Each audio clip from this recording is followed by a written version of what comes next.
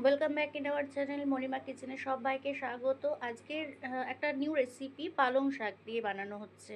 তো তার জন্য প্রথমেই নিয়ে নিয়েছি এখানে ফ্রেশ পালং শাক, আর নিয়েছি এখানে সেদ্ধ করে রাখা আলু, পেঁয়াজ কুচি, রসুন বাটা, আর এখানে নিয়েছি গোটা একটা লেবু, গন্ধরাজ লেবু, আর নিয়েছি শুকনো লঙ্কা। তো প্রথমেই আমরা তেলটা গরম করে নেব।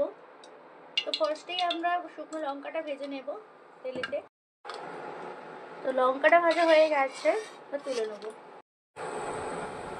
থেতো করে রাখা রসুনটা অ্যাড করব। রসুনটা একটু ভাজা হয়ে এলে পেঁয়াজ কুচিটা অ্যাড করে দেব।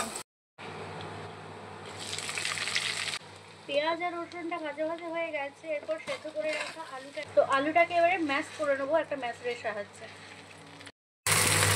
পালং শাকটা যে রেখেছিলাম সেটা অ্যাড করে দিচ্ছি। আলু আর পালং শাকটা খুব ভালো করে মিক্স করে নিতে হবে। এরকম মাখা মাখা হয়ে এসছে, এরপরে স্বাদ অনুযায়ী নুন অ্যাড করব। লঙ্কাটা আমরা যে ভেজে নিয়েছিলাম সেটাকে এবার খুব ভালো করে মেখে নেব। তো মেখে রাখা লঙ্কাটা এবার আলুর মধ্যে অ্যাড করে দেবো। একটা গোটা গন্ধরাজ লেবু দিয়ে দেবো। এরপর লঙ্কা আর লেবুটা খুব ভালো করে এবার মিক্স করে নিতে হবে শাক আর আলুর মধ্যে। তো রেসিপিটা আমাদের কমপ্লিট হয়ে গেছে, আমরা এবার নামিয়ে নিচ্ছি। তো আমাদের টক ঝাল পালং মাখা রেসিপি কমপ্লিট হয়ে গেছে।